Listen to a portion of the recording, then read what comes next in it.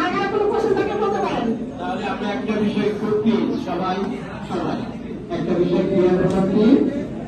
আমার খাওয়া টাকা নিজে টাকা 2 বছর পরে দুবারের টিকিট আসা যাওয়া কে দিবে? কোম্পানি আছে 1575। এটা সরকারের অনুমোদন প্রাপ্ত একটা রিক্রুটিং লাইসেন্স।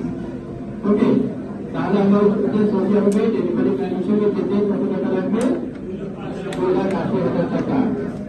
তারপর আমরা আমাদের আজকে সীমিত সংখ্যক আমরা আগামী বৃহস্পতিবার অনেক সার্কুলার দেখব।